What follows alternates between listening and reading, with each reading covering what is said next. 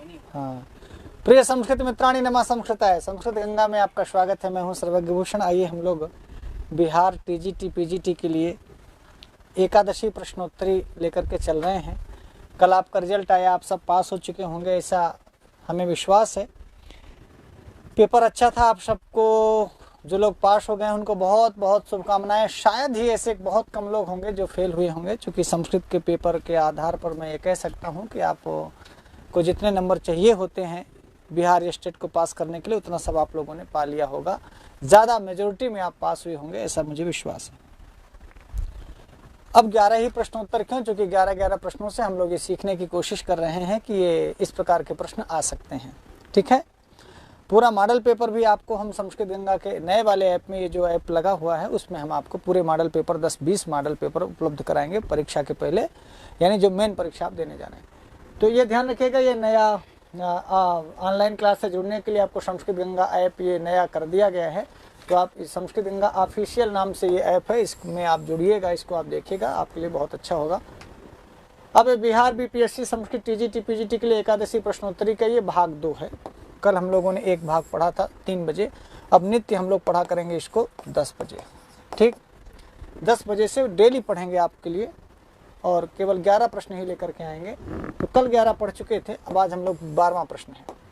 12वां प्रश्न कहता है कि प्रायण याज्ञिकः वाक्येस्मिन् रेखांकित पदे तृतीया विधायकम सूत्रम अस्ति। ये पूछ रहे हैं कि भाई प्रायण याज्ञिका में तृतीया लगी है ना प्रायण में, तो ये जो तृतीया लगी है प्रायण में वो किस सूत्र से लगी है?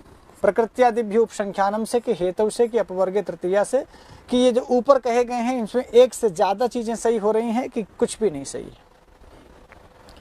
तो प्रकृति आदि के योग में तृतीया लगती है। क्यों गुरु जी?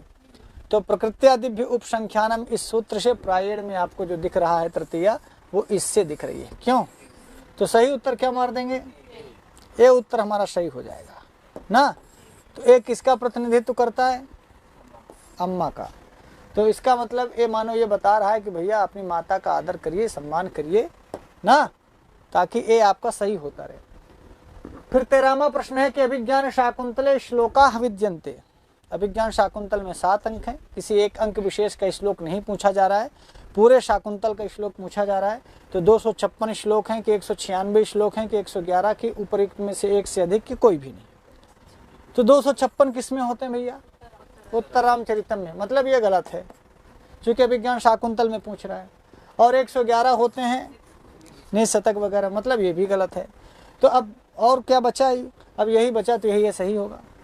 क्या सही होगा? हाँ, बीबी। तो बी किसका प्रतिनिधित्व करता है?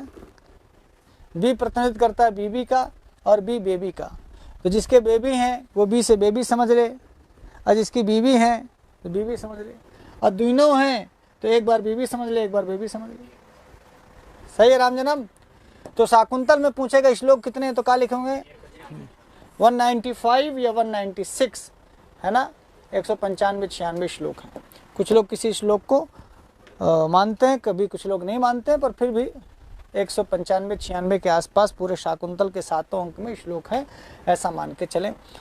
लिखा है कुमार संभवे, यह एक महाकाव्य है। किसका? भर्तृहरि का कि भारवी का? नहीं, कालिदास का। सही बोल रहे हैं। इसका मतलब कुमार संभव यह एक महाकाव्य है जिसमें 17 सर्ग हैं ना। और भैया मदन दहन उसकी एक बड़ी घटना है। मदन माने होता कामदेव, दहन माने जलाना। भगवान शंकर नाराज हो गए थे, तीसरा नेत्र खोल दिए थे, तो शंकर के नेत्र से कामदेव भगवान जरी गिरे हैं। हाँ, तो भैया भगवान से कृपा मनाओ कि भगवान शंकर अपन 2 आँखें तो खोले, पर तीसरी आँखें न खोले। जो तीसरी आँखें खोली हैं तो देखा मरी जरी जात है। मदन दहन, तो ये मदन दहन वाली कथा किस में वर्णित है? प्रथम सर्ग में कि 10वें सर्ग में कि 3 सर्गे? तो यदि आपने कामदेव का दहन पढ़ा हो कुमार संभव में, तो किसमें भैया?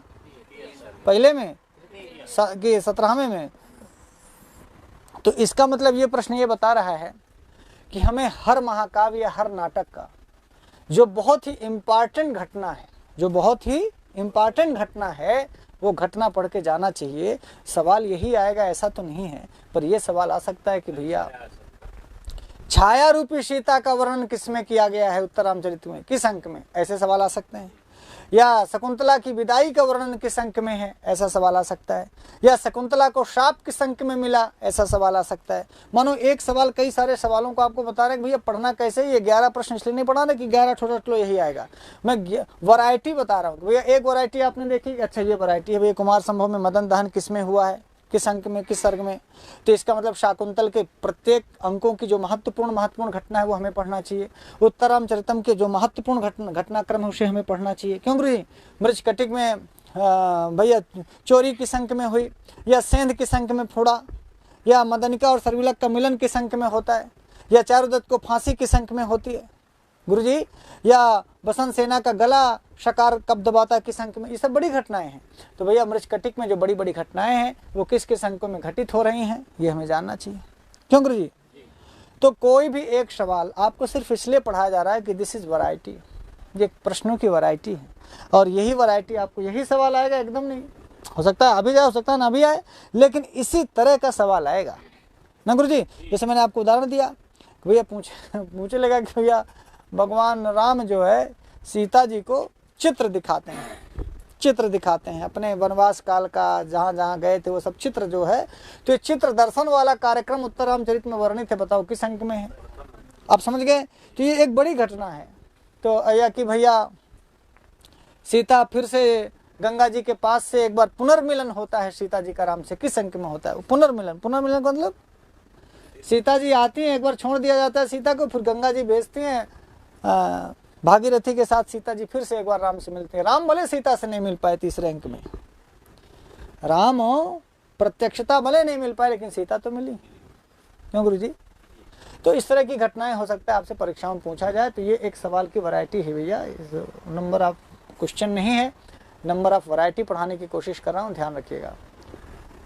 फिर अगला सवाल है कि कुमार संभवस्य प्रतिनायक का तारकासुरा चंद्रशेखरा लवणासुरा उपयुक्त कस्मात् अधिका उपयुक्त किंचन अपि नास्ति, तो उत्तर क्या आ जाएगा भैया? तारकासुर इसका प्रतिनायक है, खलनायक है, सही है, ए वाला उत्तर ए अम्मा सही हो जाएगा। लेकिन आप बताइए इस प्रश्न से आपने सीखा क्या? इस प्रश्न से ये सीखे कि भैया हर ग्रंथ का नायक, हर ग्रंथ की नायिका, नायक पूछ लेगा, नायिका पूछ लेगा, पात्र पूछ लेगा, प्रतिनायक पूछ लेगा। तो सिर्फ ये नहीं कि हाँ राम गुरु जी 11 सवाल में क्या होगा, 11 नहीं 11,000 सवाल आप बता रहे हैं, एक एक सवाल 100 सवालों का प्रतिनिधित्व करता है। राम जन्म पूछो कैसे भाई? आपको ये बता दिया ना कुमार संभव के प्रतिनायक पूछा गया, तो क्या कुमार संभव का प्रतिनायक बस पूछेगा? नहीं, अरे भैया मातली किसका पात्र है, शाकुंतल का नायक कौन है, उत्तरामचरितम का नायक कौन है, मृच्छकटिकम की नायिका कौन है, मृच्छकटिकम का प्रतिनायक कौन है, ये सारे सवाल इसमें समाहित है। बोले सारे का नहीं पढ़ा रहे, अरे एक तो पढ़ा दिए, बाकी आप पढ़ लो, बाकी आपको पढ़ना है। माने हर सवाल एक प्रतिनिधि के रूप में रखा गया है यहाँ कि भैया इस तरह के सवाल पूछे जा सकते हैं।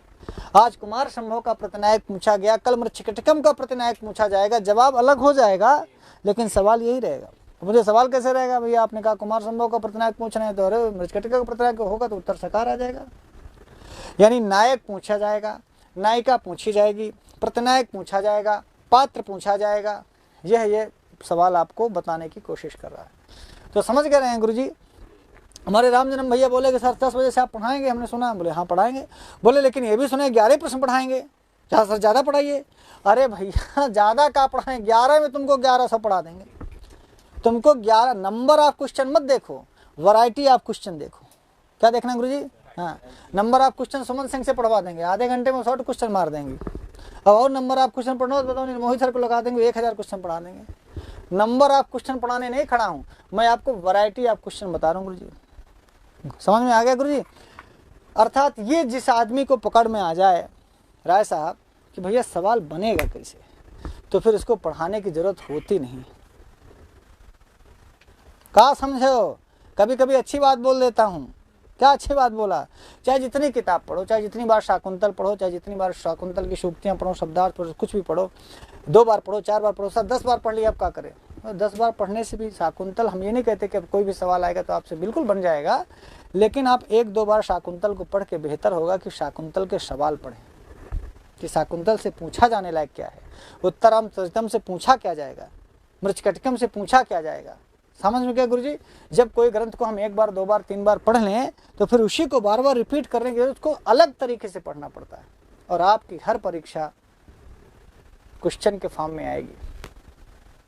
कोई भी ग्रंथ होगा, आपको उत्तरामचरितम बहुत बार पढ़े, लेकिन परीक्षा में उत्तरामचरितम का किताब दिया जाएगा कि ले सुरेखा मैडम बाँचो अर्थ बताओ, नहीं। उत्तरामचरितम हर बार आपके सामने प्रश्न के रूप में आएगा, बहुविकल्पी के रूप में आएगा, 4-5 विकल्पों के रूप में खड़ा रहेगा।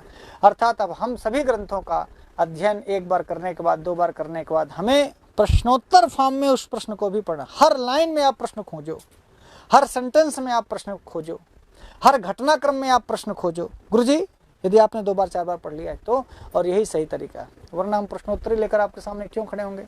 हमें 11 प्रश्न लेकर के क्यों खड़ा होता हूँ भैया? नहीं तो हम बोले कि सर मूल पढ़ाइए, हम तो मूले पढ़ाते हैं आपको, पर मुझे लगा परीक्षा नज़दीक है तो इससे मैं आपको बहुत सारी चीज़ें बता दूंगा, जिसमें आपको ये बता दिया कि भैया सिर्फ यह न देखो कि कुमार संभव के प्रतिनायक कौन है। गुरु जी के हाँ मार दिए तारकासुर तारकासुर। अरे भैया बहुत असुर हैं अभी, इस प्रकार के बहुत असुर हैं, सब असुरों को पकड़ो इसी में से, ठीक है। तो चलो 15 का ए अम्मा सही होगी, बोलो अम्मा, ए से अम्मा, हाँ जोर से बोला करो, बी से बीवी बोलेंगे तो जोर से बोला था ही बच्चे, और ऐसे अम्मा कही थी तो मुंह से आवाज़ नहीं निकलती है। राम जय राम। हाँ राम जन कहीं गुरु जी हम क्या बोले, हमारी तो अम्मा नहीं। अरे दुनिया में बहुत अम्मा जीवित हैं। महाकाव्यम विभक्तम वर्तते, महाकाव्य विभक्त होता है, बटा होता है, कांडों में कि सर्गों में कि अंकों में कि पर्वों में कि किसी में नहीं कि किसी एक से ज़्यादा में। तो देखिए महाकाव्य का लक्षण यदि आप पढ़ेंगे तो उसमें ये चीज़ें मिलेंगी आपको। बताओ कांड में होता है कि सर्ग में कि अंक में? तो आप देखिए रघुवंश, तो रघुवंश में अंक हैं कि कांड हैं कि सर्ग है? बताओ। कुमार संभव महाकाव्य कांड है कि सर्ग है कि अंक? बताओ। किरातार्जुनी महाकाव्य कांड है कि सर्ग है कि अंक? बताओ। जितने जितने महाकाव्य सब में कहा है सर्ग। अब आप ये कहें कि रामायण भी तो महाकाव्य है, उसमें तो कांड है, उसमें तो अरे भाई कांड के बाद सर्गो तो है, प्रथमा सर्गा द्वितीय सर्गा तृतीय नहीं है? अरे 7 तो कांड है तो सर्गो तो है। गुरु जी समझ में आया? अब फिर देखो Ramayan Mahabharat this is not normal काव्य, ये नॉर्मल महाकाव्य भर नहीं है, ये और भी बहुत कुछ है। गुरु जी फिर भी मैं आपको बता दूं कि भाई साहब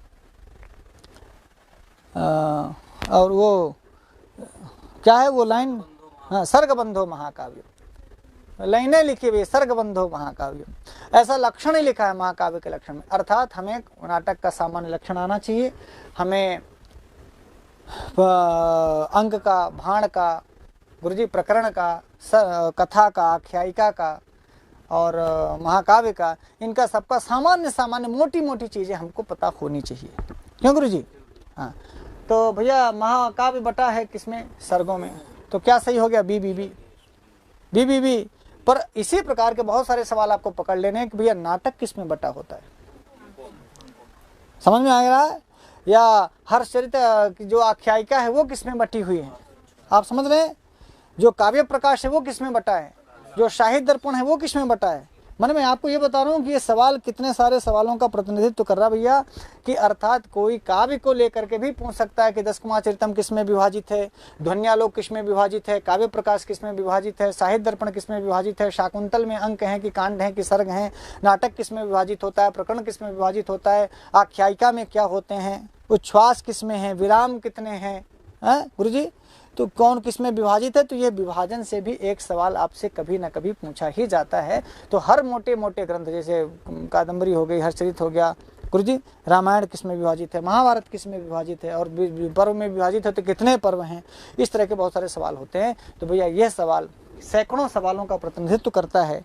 जो सिर्फ एक सवाल आपसे पूछा गया कि भैया महाकाव्य किसमें विभाजित है, तो सवाल सिर्फ ये नहीं कि आपने उत्तर बता दिया सर्ग सर्ग सर्ग हो गया सर सर्ग।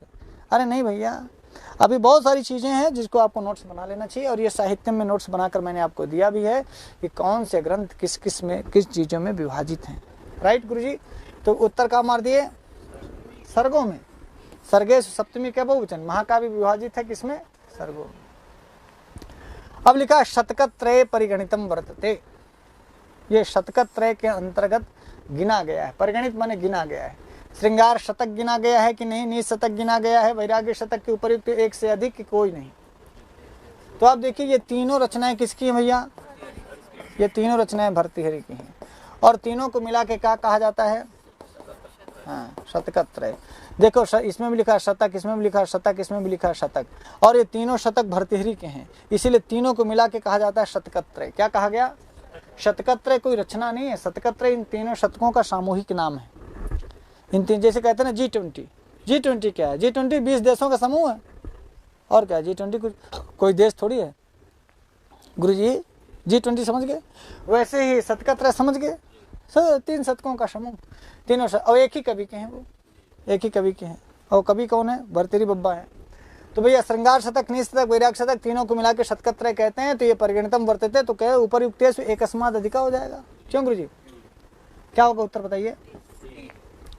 शतकत्रय में परिगणित यदि यह भी है, यह भी है, यह भी है, तो ऊपर जो कहे गए हैं, उपरयुक्तेषु माने ऊपर कहे गए तीनों में से एक से अधिक उत्तर सही हो।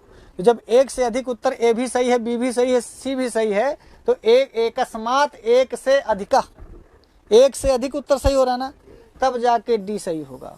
बोले डी भैया कब सही होगा? डी तब सही होगा जब एक से ज्यादा उत्तर सही होगा। क्या समझे? डी कब सही होगा? जब ऊपर के सब सही होंगे तो डी सही हो जाएगा। ए सही हो जाए, बी सही हो जाए, 2 सही हो जाए, सी गलत भी होता तो भी एकस्मात् अधिका हो जाता है। ए बी सी तीनों सही हो जाए तो भी डी होगा। ए और सी सही हो जाए तो भी डी होगा। ए और बी सही हो जाए तो भी डी होगा। सी और बी सही हो जाए तो भी डी होगा। अर्थात एक से अधिक उत्तर सही होगा तो डी सही होगा। गुरुजी अब एक पाठ पढ़ाएं तुमको रामजन्म का। आप सही हो जाएंगे यदि आपसे पहले के लोग सही हो जाएं तो। कहा समझो? डी कहा सिखाई? दादाजी हैं, डी माने दादा। दादा ये कहते हैं कि अपने पहले वाले को सही करो, तुमसे पहले वाले ओके रहें, यानी अर्थात अपना सही होने के पहले हमारा हो जाए सर, पहले हमारा हो जाए परीक्षा। अरे तुमसे पहले और उनके तो कहो कि भैया उनकर हो जाए, उनकर हो जाए, उनकर हो जाए, तो ऑलरेडी तो हो जाए। समझ में आ रहा है?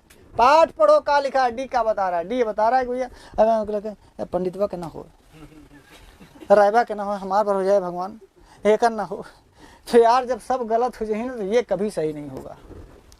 डी को सही होने के लिए डी के पहले के लोगों को राइट होना पड़ेगा। राइट होने का मतलब हुआ डी का कल्याण तब होगा, डी पर टिक तब लगेगा जब पहलों पर टिक लग जाएगा। तो मानो यह प्रश्न का ये वैरायटी आपको बता रही है कि भैया तुम सफल तब होगे जब तुमसे पहले के लोग सफल होंगे, या दूसरे लोगों की सफलता की कामना करो तो तुम ऑलरेडी सफल हो जाओगे। और खासकर हम जैसे लोगों की सफलता तो भैया इन पर निर्धारित है। हम तो डी उत्तर हैं, हम तो डी उत्तर हैं। हाँ बोले सर्वभूषण तुम कब सफल होगे? जब ये सफल होंगे। पंडित जी तो हम भगवान से क्या मनाएंगे कि हे भगवान हमका पैसा दे पाए? नहीं, हम मनाएंगे हे भगवान पंडितवा का हो, हे भगवान रामजन्मा टरा ही यहाँ से मास्टर हो। काहे कि जितने लोग यहाँ से जाते जाएंगे हैं, जितने लोग सफल होते जाएंगे, जितने लोग पढ़ पढ़ के मास्टर होते जाएंगे, हम तो भगवान करेगा तो हम तो डी उत्तर है ना, हम तो एकस्मात् अधिका हो जाएंगे। क्या हो जाएंगे? एकस्मात् अधिका। बोले ज़्यादा ज़्यादा रिजल्ट देते रहो, लोगों को खुश करते रहो, परोपकार करते रहो, अच्छा काम करते रहो, तुम डी उत्तर हमेशा सही होता रहेगा। समझ गए गुरुजी? बड़ी बात बताए ना, बड़ी बात बता रहे ना। तो आज से पूजा करवा भगवान से तो क्या बनोगे? क्या बनोगे भगवान की? हमारे पर हो ये मनाए भगवान जितने ही संस्कृत गंगा परे रहेंगे इनका सबका बताओ। अच्छा तुम ये मनोबर रोज की सब हटाएं टराएं, भगवान इनका मास्टर हो, जब टर जाए तो हनुमान जी कहीं कैसा है, सब तो टरबे कहीं तो सारे टारब तो हुआ, तुमको नहीं रखेंगे यहाँ। तो भगवान फिर ऐसी कृपा कर देते हैं। गुरुजी समझ गए? गुरुजी तो शतकत्रय में किसकी गिनती है? सभी की है। कर लिया। राजशेखर से मते, राजशेखर हमारे यहाँ एक बड़े कवि काव्य मीमांसा लिखे ना, और राजशेखर के मत में सर्वश्रेष्ठम नाटकम वर्तते, वो सबसे अच्छा नाटक प्रतिमा नाटक को, रत्नावली को, स्वप्नौषधम को, कि एक से ज़्यादा को या ऊपर में से किसी को नहीं। तो क्या बोलते हैं भैया? जो लोग कमेंट करके बता सकते हैं बताइए जी। हैं अलका पांडे जी, रंजना जी, संगीता चौरसिया जी। हाँ संगीता जी कह रहे हैं कि आजकल पहले लोग अपन सोचा था बाद में दूसरे के, यही तो गड़बड़ है। गुरुजी हमको भी यही आशीर्वाद दीजिए। अच्छा तो आशीर्वाद का देना, हमारा आशीर्वाद थोड़ी लगता। हम तो कह रहे हैं कि डी उत्तर सही करना हो तो ABC को सही कर दो। ये मंत्र दे दिए गुरुजी सबके लिए, ऐसा थोड़ी कि ऑफलाइन ऑनलाइन सबके लिए ही कि भैया ऐसा बनना सोचो कि हाँ हमारा नोट्स है, हमारा किताब या हमारा क्लास है, हमार या हम भर पढ़ें, हम भर लिखें, हम भर कर लें। नहीं, हम भर से तो नहीं होगा गुरुजी। और ये सरस्वती के भंडार की बड़ी अपूर्व बात, ज्यों खर्चे त्यों त्यों घटे, ज्यों खर्चे त्यों त्यों बढ़े, अब बिन खर्चे घट जाए। खर्चा नहीं करेंगे तो घट जाएगा भैया। तो भैया खर्चा क्या करना है? जितना तुम पढ़े हो खूब चाप के पढ़ाओ लोगों को, जितना तुम जानते हो लोगों को जनवाओ, जो अच्छी किताब तुम पाओ उसको और लोगों को बांटो, जो अच्छी वीडियो तुमको लगे उसको खूब शेयर करो। क्या होगा, सरस्वती जी प्रसन्न होगी ना कि भैया इसका भी कल्याण हो, दूसरों का भी कल्याण हो। आज समझ में आया गुरु जी? किसी ने कहा कि सर एकदम सा पब्लिक मत करो, अरे पब्लिक करो, खूब पढ़ाओ, लोगों को आशीर्वाद मिलेगा। क्या समझ में आ रहा है गुरु जी? समझ में आ रहा है? तो राजशेखर के मत में सबसे अच्छा नाटक कौन है? कमेंट करके बताइए, फटाफट लिखा करिए। स्वप्न वासोदत्तम भास की रचना है। क्या अंक है भैया? 6 अंक हैं। पहले नाटककार हैं भास, 13 नाटक लिखे गुरु जी, सब रामायण महाभारत पढ़ के लिखे। रामायण महाभारत को पढ़ पढ़ करके 13 नाटक लिखे। और उस समय लोक व्यवहार में उदयन की कथा खूब कही जाती थी, तो कुछ नाटक उन्होंने उदयन को समर्पित किए। और स्वप्न वासोदत्तम में वासोदत्ता और उदयन की ही कथा को लेकर आगे बढ़े। योगेंद्रायण नामक मंत्र की भी कहानी इसमें है। प्रतिज्ञा योगेंद्रायण के साथ ये उसका सेकंड पार्ट है, ऐसा समझिए। पर इसके पहले उन्होंने महाभारत को पढ़ पढ़ के बहुत सारे नाटक, एकांकी नाटक भी लिखे। रामायण को पढ़ के प्रतिमा नाटक और अभिषेक नाटक इत्यादि भी उन्होंने लिखा। और जो लोक प्रचलन में था उदयन की कथा, वासोदत्ता की कथा, उसको भी उन्होंने अपने नाटक का विषय बनाया। अब महाभारत उनका नाटक का विषय यही था। गांव में हमने कभी सुना कि गांव वाले कहे महाभारत न खरीदे, महाभारत न रखे, तुम्हारे घर में महाभारत हो जी। यार तो महाभारत हो करा तो पहले तो भास की है महाभारत हो चाहिए। भास तो इतना चाप के महाभारत पढ़े कि उतना कुछ कोई पढ़ा ही नहीं, और पढ़े भर नहीं, लिखे भी खूब।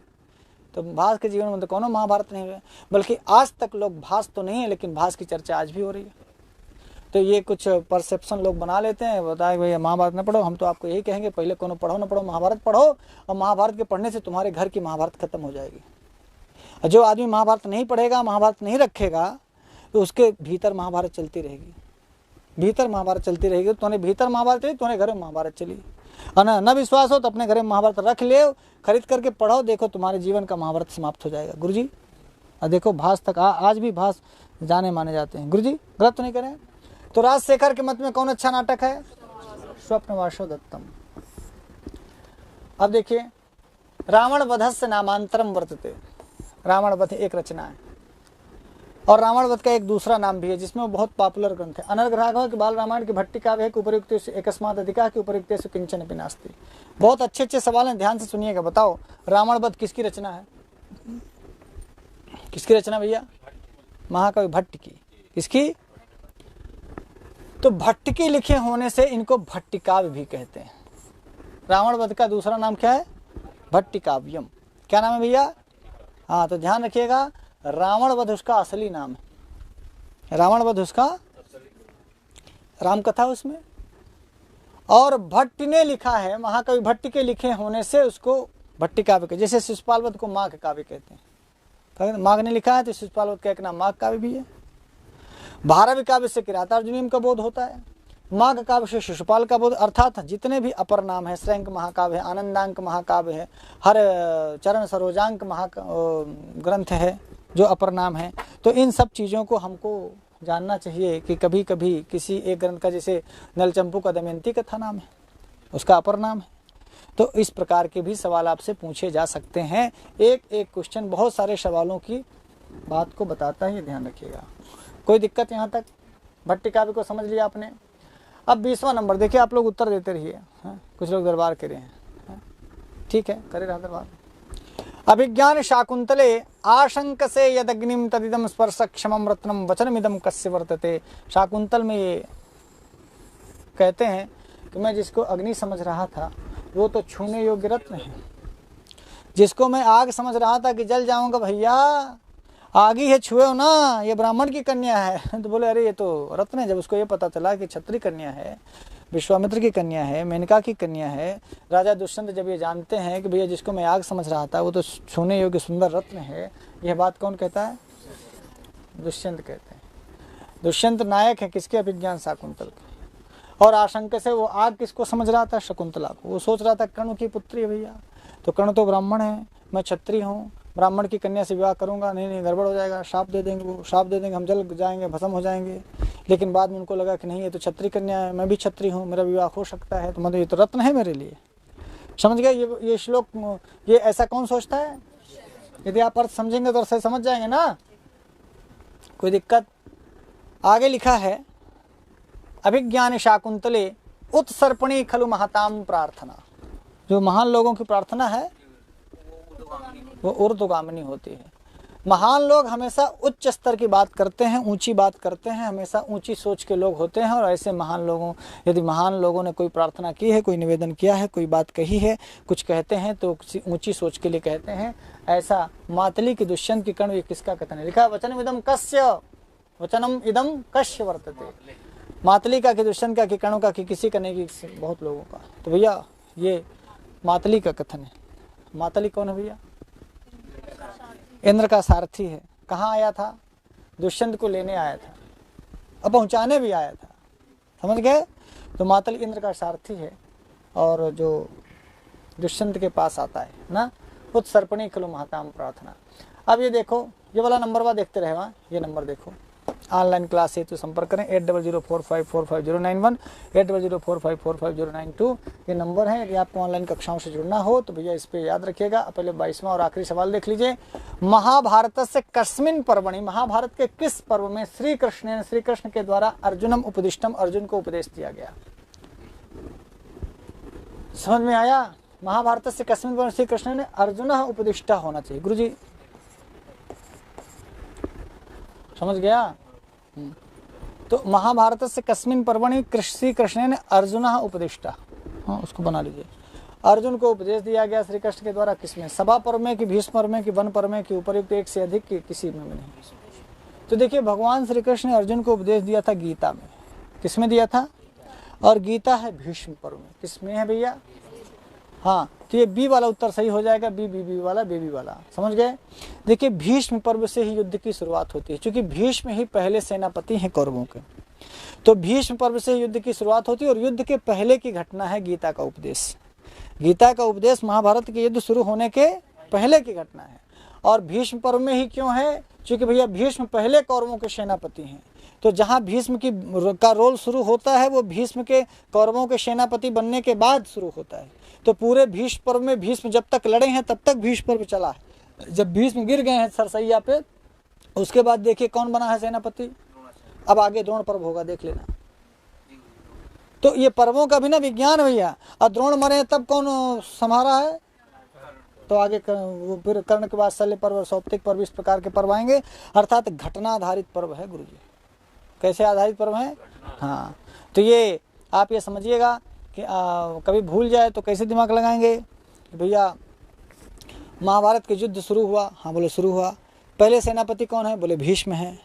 तो युद्ध पहले लड़ा गया तो किसके निर्देशन में लड़ा जाएगा? भीष्म। तो भीष्म पर्व में, और ये जो उपदेश दिया गया अर्जुन को श्री कृष्ण के द्वारा, ये युद्ध के पहले का है कि बाद का है? युद्ध के पहले का है। तो जब युद्ध शुरू हुआ नहीं हुआ तब के पहले का मतलब ये भीष्म पर्व में ये उपदेश है। और वैसे भी महाभारत के सबसे दमदार पात्रों में भीष्म पितामह। गुरु जी कौन है? भीष्म पितामह, जिनको भगवान श्री कृष्ण भी प्रणाम करते थे। अब भीष्म पितामह बताइए, श्री कृष्ण भगवान जैसे योद्धा और श्री कृष्ण भगवान जैसे सारा कूटनीतिज्ञ और श्री कृष्ण भगवान जैसे बुद्धिमान शायद ही कोई नहीं था। लेकिन भीष्म पितामह कैसे मरेंगे, ये श्री कृष्ण भगवान भीष्म पितामह से पूछर लाग। ये कहानी है, आप बताओ।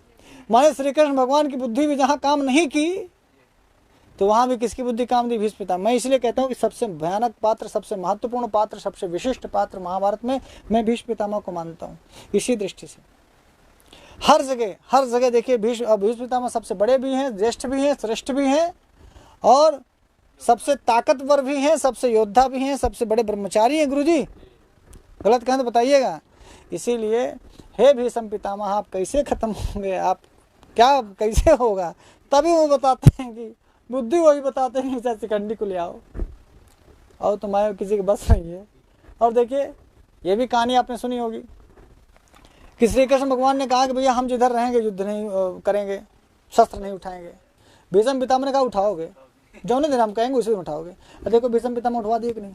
अब बताइए कि जो ये संकल्प ले लिया था, हम भगवान श्री कृष्ण को छोटा नहीं दिखा रहे हैं, हम आपको उनकी महत्ता बता रहे हैं कि भाई साहब भीष्म पितामह में ये सामर्थ्य है कि श्री कृष्ण भगवान को भी अपना थोड़ी देर के लिए संकल्प भूल गया और वो भी नाराज होकर उठाए चक्र की ले, और चक्र चला ही देते खत्म हो जाते, कोई औकात थी नहीं भीष्म पितामह की।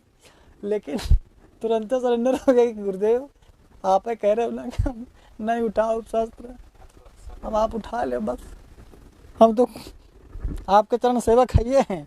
अब आप इससे कल्पना करें कि कितने महत्वभूत और कितने वीर, कितने पराक्रमी, कितने संकल्पवान, कितने ब्रह्मचारी, अपने बात के धनी, ये सारी विशिष्टताएं भीष्म पितामह में है। और इसीलिए शायद भगवान कृष्ण ने अपने गीता का उपदेश भीष्म पर्व में दिया। किसमें दिया गुरुजी? और इससे भी भीष्म का सम्मान ही बढ़ा कि दुनिया का सर्वोत्कृष्ट उपदेश भगवान श्री कृष्ण ने भीष्म पर्व का इंतजार किया कि जब भीष्म जी की कहानी शुरू होगी। और भीष्म की असली कहानी शुरू होती है भीष्म के कौरवों के सेनापति बनने के बाद। और इसीलिए गीता का उपदेश दिया उन्होंने भीष्म पर्व। कर लेंगे इसको? तो भैया ये बी वाला उत्तर आपका सही हो गया। अब बाकी की बातें यहीं ख़त्म करते हैं। 11 प्रश्न ही पढ़ाने का मैंने वादा किया था आपसे। ऑनलाइन क्लास से जुड़ना हो तो भैया प्ले स्टोर से संस्कृत गंगा का ये वाला ऐप डाउनलोड करिएगा जिसमें इस प्रकार का लोगो लगा। ध्यान रखिएगा संस्कृत गंगा ऑफिशियल लिखा होगा, उसको इंस्टॉल करना है। जो लोग यहाँ से पहले से क्लास लिए थे उनको हम उसमें ट्रांसफ़र करवा रहे हैं। और इसमें बहुत सारी सुविधाएं मैंने आपको दे रखी हैं और जो सुविधाएं आप और डिमांड करेंगे उस प्रकार की सुविधाएं मैं इसमें देने की कोशिश करूँगा। पूरे बिहार के लिए आप ताल ठोंक लीजिए, एकदम ताल ठोंक के तैयार हो जाइए। और हम भी ताल ठोंक के तैयार हो चुके हैं। आपका बिहार टीजीटी पीजीटी दोनों फोल्डर बन करके तैयार हो चुका है। बाकी हम आपको परीक्षा यदि बहुत जल्दी होगी तो मॉडल पेपर चाँप के देंगे।